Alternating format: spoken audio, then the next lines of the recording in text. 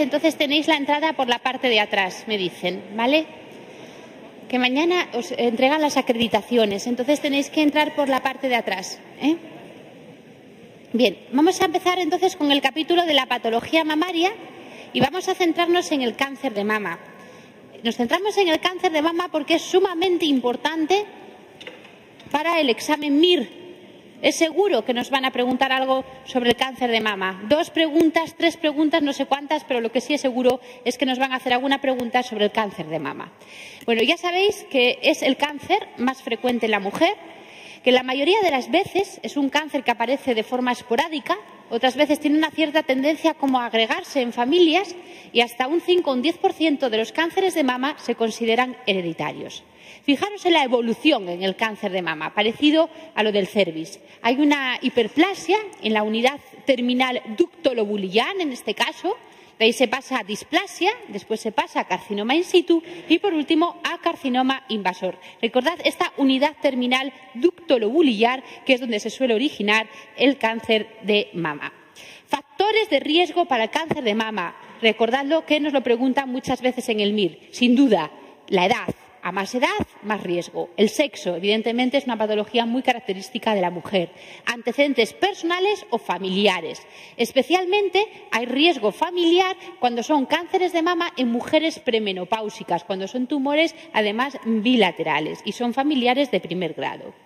Y recordad también esto, factores genéticos, el síndrome de cáncer de mama y de ovario, asociado a mutación en el BRCA1, BRCA2.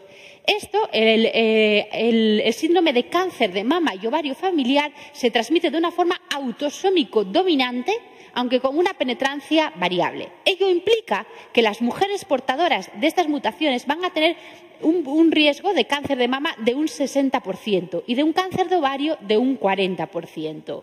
Bien, si la mutación es del BRCA1, esto no suele tener incidencia en el cáncer de mama en el varón.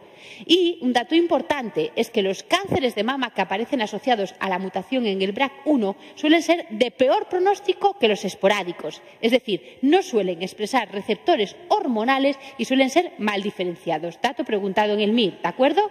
BRCA1, peor pronóstico. Bien, ¿qué pasa con el BRCA2? Es muy típico. El BRCA2 se asocia sobre todo con cáncer de mama en el varón. ¿De acuerdo?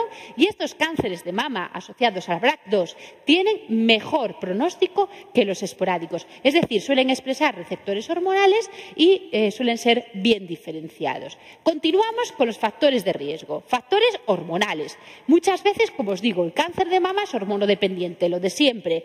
Cualquier situación que suponga un exceso de exposición a estrógenos aumentará el riesgo de cáncer de mama. Bien, también la mastopatía fibroquística con atipias, las radiaciones ionizantes y recordad, la ginecomastia en el contexto de un Klinefelter. Si es una ginecomastia en un varón cromosómicamente normal, eso no aumenta el riesgo de cáncer de mama. Lo que sí aumenta el riesgo de cáncer de mama es esto, ginecomastia en el Klinefelter, ¿lo recordáis bien? Bien, de los no establecidos no os esforcéis, porque no son factores de riesgo establecidos. Tenéis que recordar fundamentalmente los anteriores. ¿Y qué protege frente al cáncer de mama? Sencillo, la menopausia. La menopausia va a proteger a todas las mujeres frente al cáncer de mama. Bien, desde un punto de vista anatomopatológico tenemos 2 grandes grupos de cánceres de mama, ductal y lobulillar. ¿Cuál es más frecuente? Ductal, ya lo sabéis, ¿no? Empezamos con los in situ. Cáncer ductal in situ. Suele aparecer en mujeres posmenopáusicas y normalmente los diagnosticamos cuando estamos haciendo una mamografía en el screening de rutina y vemos microcalcificaciones. ¿De acuerdo? ¿Cómo se trata el cáncer ductal in situ? Con cirugía, más radioterapia, incluso hormonoterapia. Acordaros que es una lesión preinvasiva. No así el lobulillar invasivo. Recordad, el lobulillar invasivo menos frecuente que el ductal, ¿de acuerdo? Suele aparecer en mujeres premenopáusicas y del lobulillar, dato muy importante, puede ser bilateral y multicéntrico, acordaros. Normalmente diagnosticamos los lobulillares in situ cuando estamos haciendo una biopsia en el contexto de una mujer con mastopatía fibroquística, ¿vale? Si en esa biopsia hemos resecado toda la lesión, con eso es suficiente, porque no se considera una lesión preinvasiva, simplemente se considera un factor de riesgo para cáncer de mama. Bien, vamos allá con los cánceres ahora ya invasivos. Ductal invasivo, lobulillar invasivo. ¿Cuál es el más frecuente? Ductal invasivo. Ductal invasivo. Bien, ¿cuál es el factor pronóstico más importante en el cáncer de mama? Afectación o no de los ganglios linfáticos. Bien, un concepto que es interesante y preguntado en el MIR, ¿qué es un cáncer mínimo de mama? Es un in situ o un invasivo, pero menos de 1 centímetro. ¿Vale? Y dato general y global, ¿cómo se expresa en una mamografía el cáncer de mama? Es un nódulo espiculado mal definido con microcalcificaciones agrupadas. Siempre que sea micro, malo. Siempre que sean macrocalcificaciones, bueno. Bien, dentro del ductal invasivo, insisto, variante histológica más frecuente, hay unos que tienen mucho mejor pronóstico. Tienen mucho mejor pronóstico, como nos dice la regla mnemotécnica, el tubular, el mucinoso, el medular y el papilar. Bien, ya hemos visto el ductal invasivo. Pasamos al lobulillar invasivo, las características del in situ, ¿vale?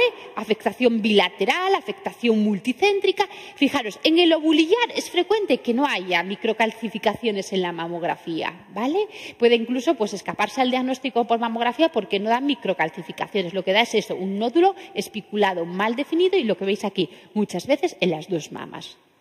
Bien, formas especiales de presentarse un cáncer de mama. Enfermedad de Payet, todo el mundo sabéis lo que es. Es una lesión eczematosa, pruriginosa, que va a afectar al complejo areola-pezón. Bien, ¿qué significa que hay una enfermedad de Payet? Significa que las células de la epidermis, de este complejo areola-pezón, están infiltradas por células tumorales procedentes de un carcinoma intraductal. ¿De acuerdo? Traduce la existencia de un carcinoma intraductal. Otro concepto sumamente interesante, cáncer inflamatorio de mama. Un cáncer de mama con signos inflamatorios. Eso tiene muy mal pronóstico, es un T4D, recordadlo. Otro concepto, cáncer de mama en el varón. Primera idea, ¿es más frecuente o menos frecuente que en la mujer? Es menos frecuente, ¿de acuerdo? ¿Tiene mejor pronóstico o peor pronóstico que la mujer? Peor. Excepto aquel que se asocia cuando hay mutación en el BRCA2.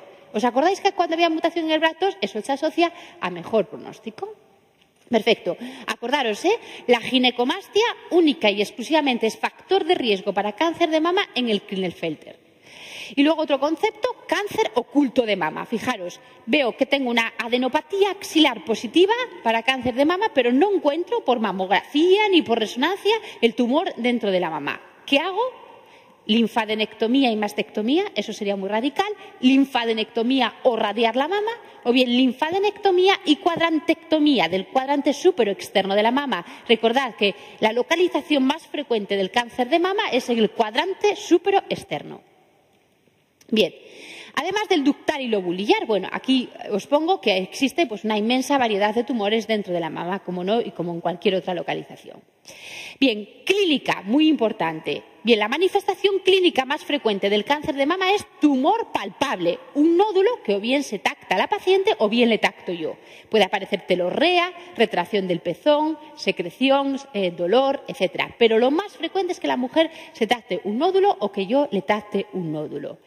Bien, ¿cómo se disemina el cáncer de mama? Primero lo hace dentro de la propia glándula mamaria, después pasa a los tejidos vecinos y después ya pasa a los ganglios linfáticos. ¿A qué ganglios linfáticos fundamentalmente? Sabéis todos, a los axilares. El 75% del drenaje linfático de la mama va hacia la axila. Y ya sabéis que los ganglios axilares los organizamos según los llamados niveles de Berg. Nivel 1 por debajo del borde inferior del pectoral menor, nivel 2 por detrás del pectoral menor y nivel 3 infraclaviculares, ¿vale? Y también pueden ir, además de hacia los axilares, en menor proporción hacia la mamaria interna y cuadrantes internos. Esto sobre todo cuando son tumores de los cuadrantes internos.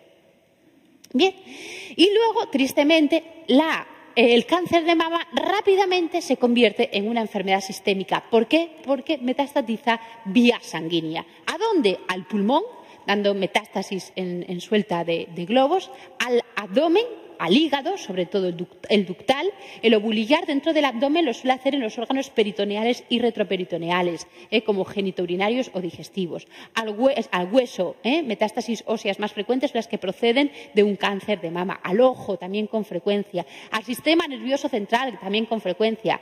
El ductal suele metastatizar en el encéfalo, el ovulillar, el leptomeninges. ¿Os acordáis, Bien. Diagnóstico del cáncer de mama. Muy importante.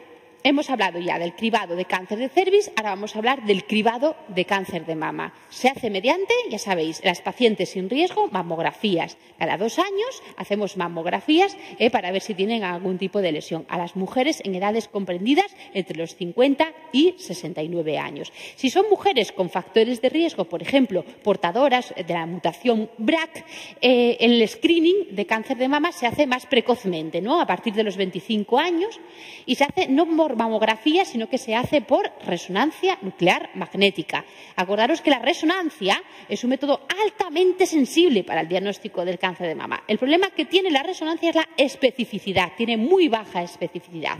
Por eso siempre hay que emplearla conjuntamente con otros métodos diagnósticos. Bien. Pasamos entonces a los diagnósticos propiamente dichos del cáncer de mama. Bueno, anamnesis, clínica. Fijaros en este dato, autoexploración mamaria. Los ginecólogos siempre recomendamos que la mujer, después de la menstruación, se explore su mama. La autoexploración mamaria está bien, sin embargo, somos conscientes de que esta técnica no ha disminuido la mortalidad por cáncer de mama. Lo único que ha demostrado ser eficaz para disminuir la mortalidad por el cáncer de mama, ¿qué es? La mamografía bienal desde los 50 hasta los 69, el screening de cáncer de mama. Bien. En el diagnóstico del cáncer de mama es muy importante la inspección de la mama, ver el contorno de la mama, ver el pezón, que no haya retracciones, ver que no haya piel de naranja. Hay que palpar. Ojo, orienta a cáncer de mama cuando palpamos un nódulo, nódulo irregular, de consistencia leñosa y poco móvil. Si es un nódulo poco móvil, significa que ya está adherido ese tumor a los planos profundos. Y luego tenemos la mamografía, es el método por excelencia. La mamografía, bueno, ya lo que os digo, es así como se ve un cáncer de mama, una masa espiculada, mal definida, y acordaros de las microcalcificaciones. La ecografía. Bien, ¿para qué sirve la ecografía en la mama? Sirve para el estudio de la mama joven, ¿vale? Sirve para diagnosticar lo que es o para diferenciar lo que es sólido de lo que es líquido. Y sirve también para el diagnóstico del cáncer de mama en la mujer embarazada, para evitar radiar a la gestante. Bien, la ecografía la utilizamos muchas veces también como guía. Cuando queremos evacuar un quiste de mama, nos sirve para dirigir la aguja y evacuar el quiste. Bien, y la resonancia. Fijaros, este año nos han preguntado para qué sirve la resonancia. La resonancia, lo que os digo, es una técnica sumamente sensible, es la técnica que mejor nos dice el tamaño que tiene el tumor, pero lo que os digo, insisto, tiene un problema en la especificidad. Por eso hay que emplearla conjunto con otras técnicas, ¿no? Fijaros, sirve para estudiar la mama de las mujeres que tienen implantes. Sirve también para hacer el cribado de cáncer de mama, ya os he dicho, en las mujeres que son portadoras, por ejemplo, de mutaciones, como el BRCA1 o BRCA2. Sirve también para hacer el estadiaje preoperatorio y sirve también para ver la respuesta, como veremos, a la neoadyuvancia. Bien, luego tenemos el estudio patológico mediante citología o lo que es definitivo mediante biopsia. Diagnóstico mediante biopsia. Generalmente lo que se hace hoy en día es una BAG, una biopsia con aguja gruesa dirigida por esterotaxia.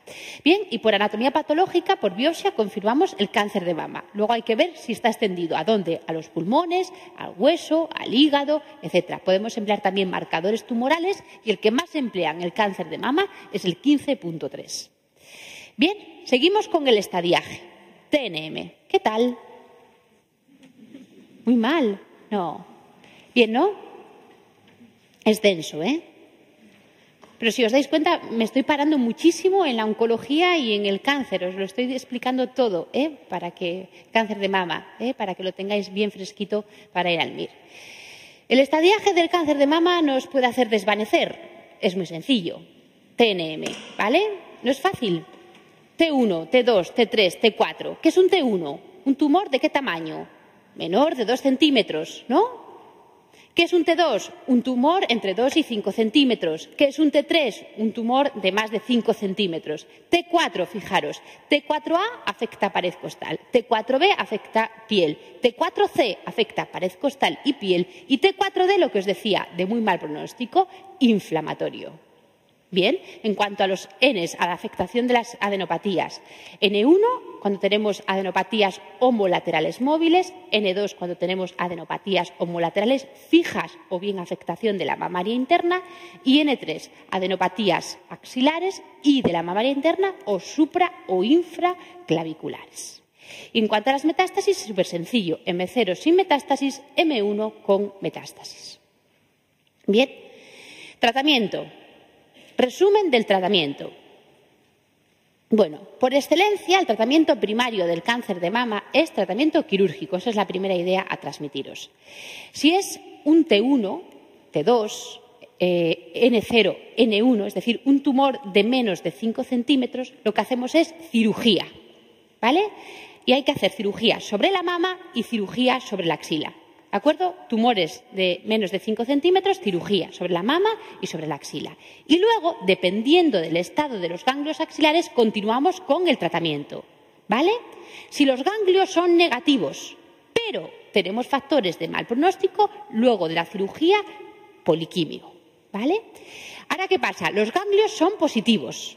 Si los ganglios son positivos, depende de que la mujer sea premenopáusica o que sea posmenopáusica. ¿Me seguís, Ganglios positivos en posmenopáusica con receptores estrogénicos positivos. El tratamiento complementario es con antiestrógenos, tamoxifeno durante 5 años o agunsai. Bien. Si es ganglios positivos, mujer posmenopáusica, receptores estrogénicos negativos, tratamiento con poliquimio. ¿Vale? Y si es ganglios positivos y mujer premenopáusica, tratamiento con poliquimio más menos castración médica o quirúrgica si además tiene receptores hormonales positivos. ¿De acuerdo?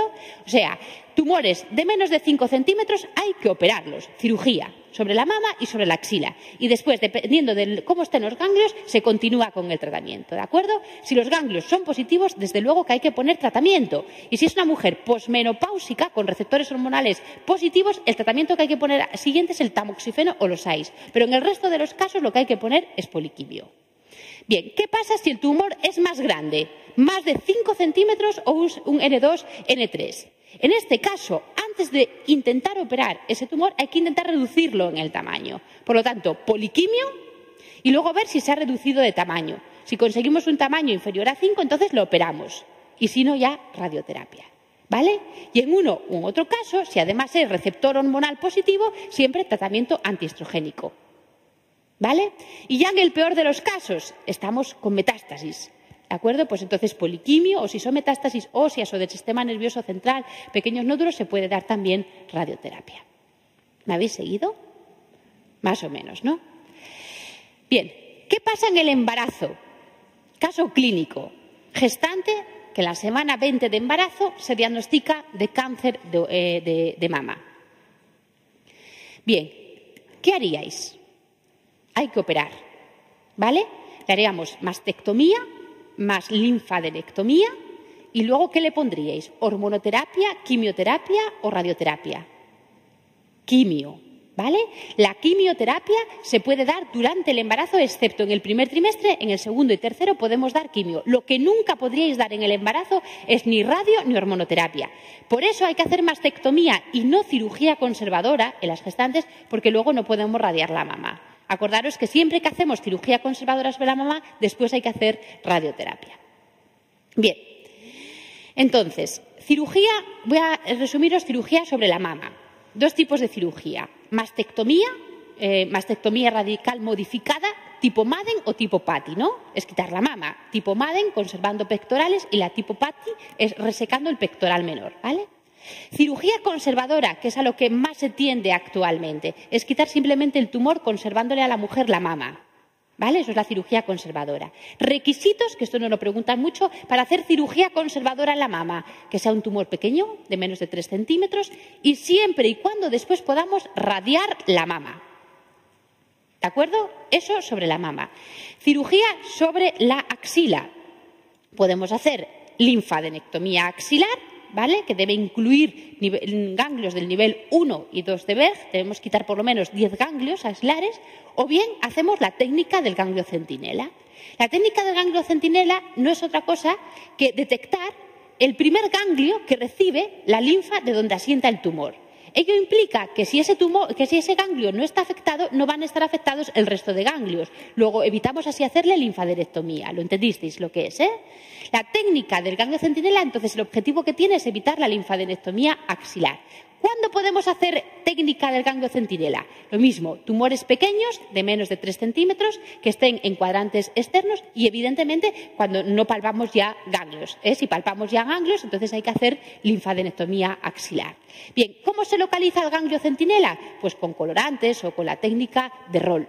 Esto es muy importante, poneros vitales, porque esto es fundamental. Os lo preguntan muchas veces en el MIR, ¿vale? Cirugía conservadora, técnica del ganglio centinela, ¿vale? Bien, en cuanto a la radioterapia, nos refrescamos. Esto lo sabéis todo, fijaros. La radioterapia tiene como finalidad en el cáncer de mama evitar la recidiva local. Por lo tanto, cuando tenemos riesgo de mucha recidiva local es cuando administramos radioterapia después de la cirugía. Por ejemplo, cuando es un tumor muy grande, más de 5 centímetros, o cuando tenemos más de 3 ganglios axilares positivos. Por supuestísimo, también damos radioterapia después de ¿qué? De cirugía conservadora, ¿de acuerdo? ¿Requisitos para la cirugía conservadora? Tumor menor de 3 centímetros y luego radioterapia. ¿Y para qué empleábamos también la radioterapia en el cáncer de mama? Para el tratamiento de las metástasis en huesos y en el encéfalo. Muy bien. Tratamiento con quimio, os resumo. ¿Cuándo utilizábamos la quimio antes de la cirugía? Cuando son tumores muy grandes. ¿Os acordáis? Más de 5 centímetros damos quimio para reducirlos, ¿vale? ¿Y cuándo damos después de operar? A ver si lo recordáis, quimioterapia. Damos quimioterapia cuando tenemos ganglios axilares negativos, pero factores de riesgo, ¿no? O bien cuando tenemos ganglios positivos en una mujer posmenopáusica con receptores estrogénicos negativos, o bien ganglios positivos en una mujer premenopáusica. Perfecto, ¿no? ¿Me seguisteis, ¿Me miráis así con una cara? Bien. Y esto a mí me parece que es muy importante que lo recordéis. El trastuzumab. ¿Qué hemos visto hoy? Denosumab. ¿Os acordáis en qué? Tratamiento de la osteoporosis. Anticuerpos monoclonales. Estos son el futuro en la terapia. Son anticuerpos dirigidos frente a qué en este caso. Frente a son dirigidos o son específicos para estos tumores que sobreexpresan el oncogen HER2-Neu. Perfecto.